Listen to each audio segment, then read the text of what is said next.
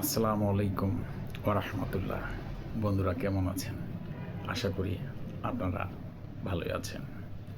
আমাদের এক এলাকার ভাই গেছে দুবাই। ৫ বছর চাকরি করার পর দুবাই থেকে খবর আসে সে মারা গেছে। দুবাই থেকে কল করে সর্বপ্রথম তার চাচাকে, বলে যে লাশ নিয়ে যেতে হবে, টাকার প্রয়োজন, টাকা পাঠিয়ে দিন।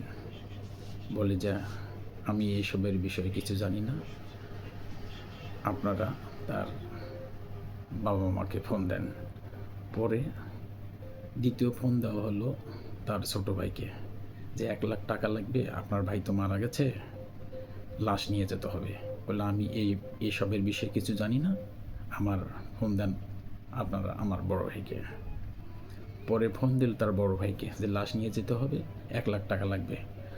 বলে আমি জানি না, পারলে আপনারা ওখানে লাশ দাফন করেন, আর নইলে আমার বাবা মার কাছে ফোন দেন।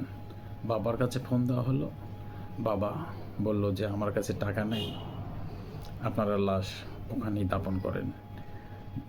সর্বশেষ ফোন দেওয়া হলো ছেলের মাকে। ছেলের মা বলল যে বাবা ১,০০,০০০ কেন, যা লাগে আমার শরীরের রক্ত, সমস্ত রক্ত বিক্রি করে হলেও আমার জায়গা জমি ভিটা, তারপরও আমার ছেলের মুখ আমি দেখতে চাই, আপনারা ওয়েট করেন, আমি টাকা পাঠিয়ে দেব।